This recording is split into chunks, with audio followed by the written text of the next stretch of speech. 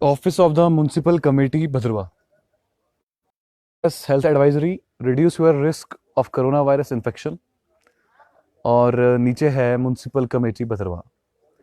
आदाब, मैं हूं आकिब आफ्ताब और आप देख रहे हैं बाहु एक्सप्रेस। ये सिनेरियो जो है ये भद्रवा का है और इस वक्त पूरा लॉकडाउन जो है उसका पालन किया जा रहा है सिर्फ एसेंशियल सर्विसेज के लिए। एसेंशियल सर्विसेज को मेंटेन रखने के लिए, बरकरार रखने के लिए। सवाल ये नहीं है कि म्युनिसिपल कमेटी क्या काम कर रही है, सवाल ये है कि उन्होंने अभी तक कितना काम किया। जब सारे वर्कर्स, टीचर्स, प्रोफेसर्स घर पर थे, उस समय इस महामारी के साथ लड़ने के लिए म्युनिसिपल कमेटी की टीम थी। उनको गाइड करने के लिए चाहे, लेकिन ग्राउंड लेवल पर काम करने के लिए वही इंसान था जिसको मालूम था कि उसके काम करने से शायद बीमारी जो है कहीं ना कहीं उसका रिस्क जो है कम हो जाए। एसेंशियल सर्विसेज की बात करें अगर हम, तो एसेंशियल सर्विसेज में सब्जी और दवाई की दुकानें खोलने की अनुमति मिली और इस पर reduce your risk of corona virus, इस पर लिखा हुआ है clean hands with soap and water और अल्कोहल बेस्ड हैंड रब। उसके बाद लिखा है cover nose and mouth when coughing and tissue.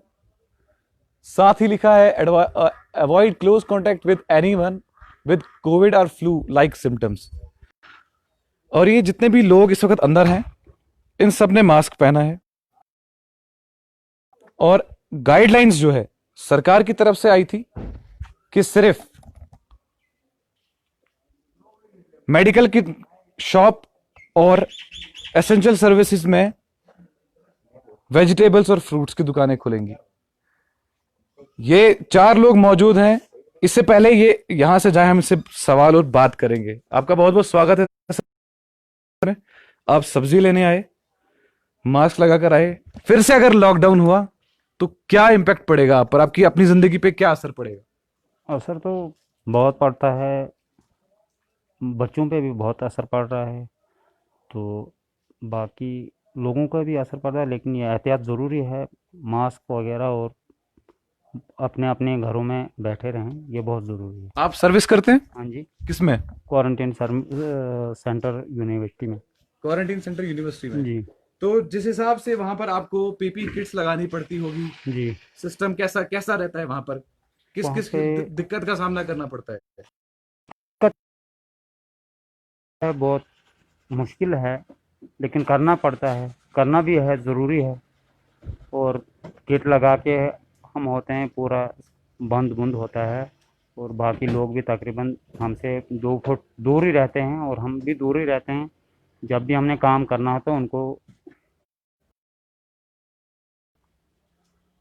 तो अभी आप वापस घर जा रहे हैं तो अभी घर मैं वापस घर जा रहा हूँ, तो थोड़ा यहाँ पे सामान लेना था, तो ये भी एहतियात से हमें पहले घर साइड पे जो बाहर बाथरूम शाथरूम है, हमारा बाहरी बाथरूम है, तो पहले हम नहा धो के ये कपड़े शपड़े जो हैं हमारे लगे हुए हैं ये भी वहीं पे निकाल देते हैं। उसके पास घर वालों ने पहले ही रखा होता है वहाँ पे सामान हमारा कपड़े शपड़े लगाने के लिए, वो लगा के फिर हम अपने बच्चों के पास जाते हैं। बहुत बहुत शुक्रिया।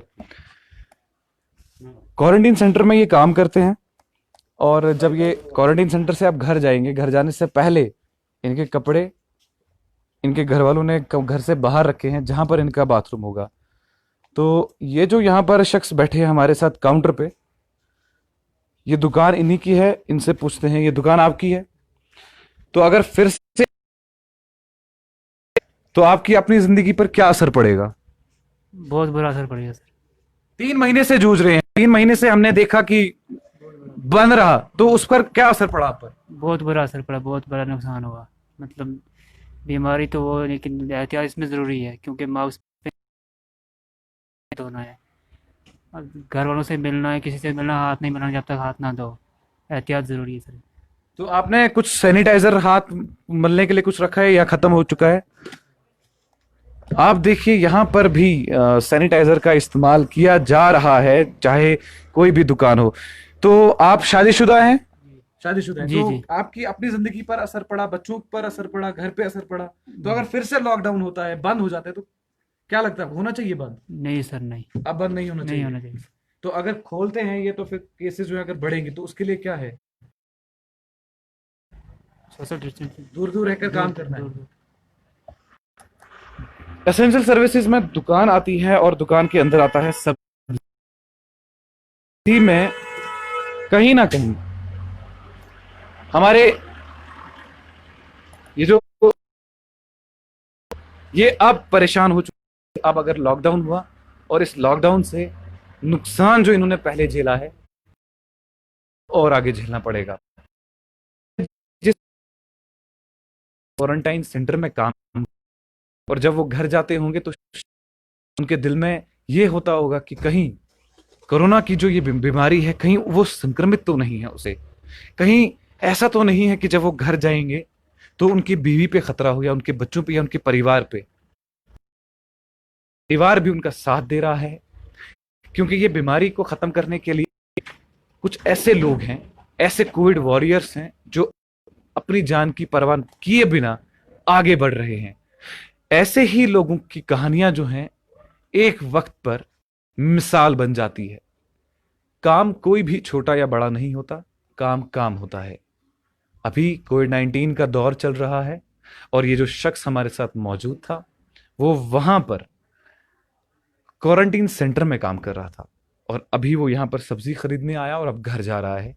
तो घर जाने से पहले उसके परिवार की तरफ से कपड़े जो होंगे वो घर के बाहर ही होंगे, और जो वॉशरूम होगा सबसे पहले उनको नहाना पड़ेगा, फिर जाकर वो अंदर जाएंगे।